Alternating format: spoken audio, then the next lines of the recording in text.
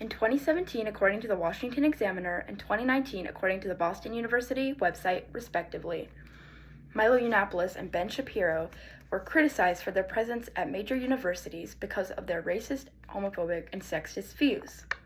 And so the question arises, and is very relevant today: how free is free speech, and how free should it be? The people that criticized Shapiro and Yiannopoulos were definitely validated for their feelings.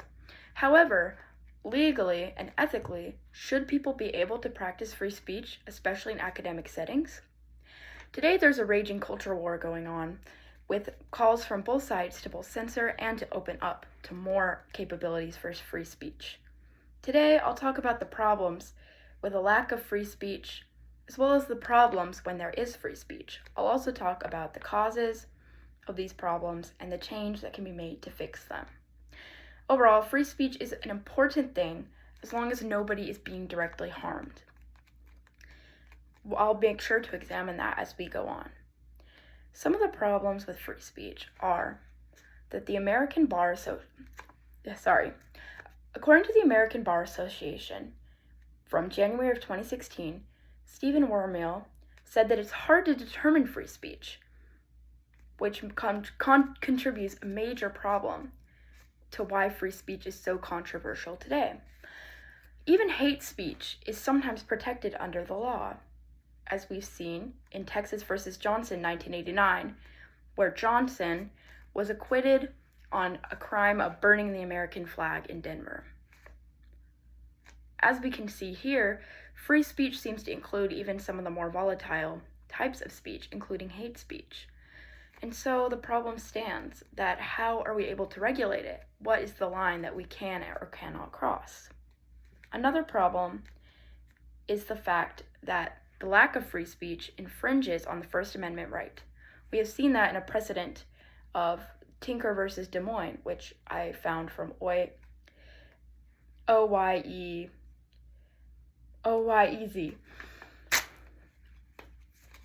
In this case, there were two teenagers that were prosecuted for wearing armbands in school and inciting a disruption as their way of peaceful protest. However, it was determined that they were allowed to under their First Amendment right.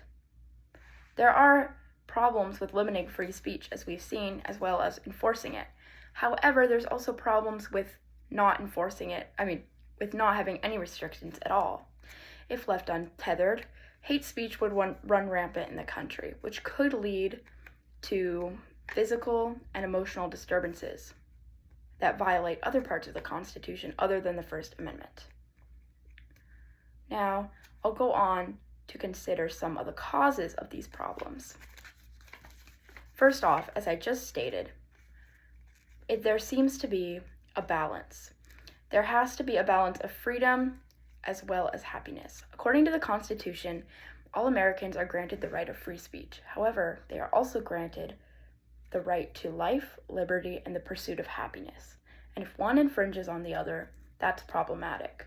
But how to get the balance right is the main problem.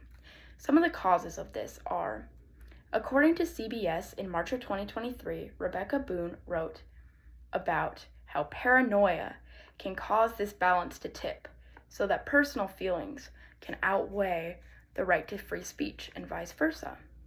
A Washington hotline was spying on members of the United States and infringing their First and Fourth Amendment rights by looking for biased statements and having people report on a hotline.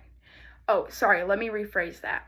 There was a hotline. They weren't spying, there was a hotline, which was extremely problematic because it was a way for people to report any small disturbance, which was problematic. Similarly, there have been tip lines for drag events, and there have been book bans, which also violate freedom of speech because of people's personal feelings.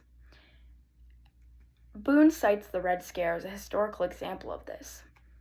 How far is too far?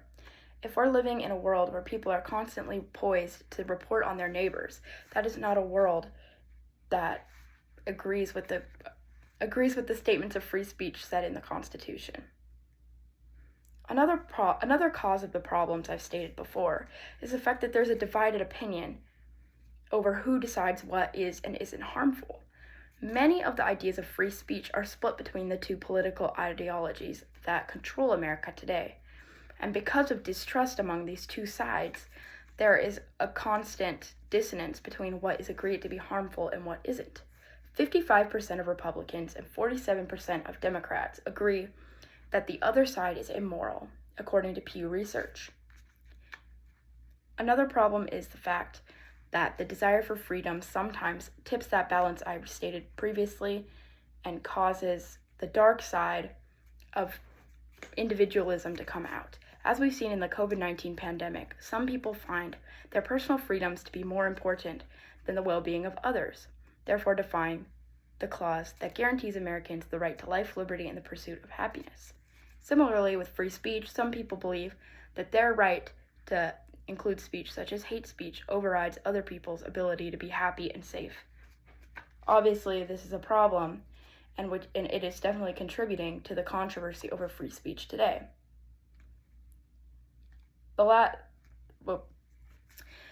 My final discussion will be about the solutions that we can use to solve these problems. For one, we can go straight off of the Constitution and, like I said, try to remain steadfast in the fact that life, liberty, and the pursuit of happiness and the freedom of speech need to coexist in a balance. How that balance may be maintained, I don't know, but I do know that we can try to at least express ourselves by voting and signing petitions about things that we don't find ethical or constitutional to express our right to free speech. Another thing we can do is try to make sure to stay within the lines of the clear and present danger test, which Richard Parker discussed in his MTSC article, in which he discusses the Schenck versus U.S. case of 1919. In this case, it was decided that the clear and present danger test would be used as a limit onto what violated free speech and what deserved prosecution. Unless something is a clear and present danger, which includes dangers to life, liberty, and the pursuit of happiness, such as harassment and bigotry that attacks another group or person, then this should be prosecuted. Otherwise, it should be regarded under free speech. And last of all, I think that we should restrict restrictions on freedom of speech to private environments, such as schools, and leave the public sphere to be completely relegated based on the clear and present danger test. Overall, today I've talked about the causes, problems, and solutions of the free speech controversy in the United States today. I hope that I've been able to reinforce the fact that free speech is very important. However, it can be a tricky balance to uphold with people's personal feelings and well-being, and therefore should be restricted only to the private sector and restricted based on the clear and present danger test. Overall, as we've seen with Shapiro and Yiannopoulos, people will never be completely happy with how their free speech is administered. However, I feel like we as a country need to completely understand that that balance does need to be upheld, which results in compromise. Some things will be compromised for the sake of others, and I think we need to come to that conclusion. Thank you for your time.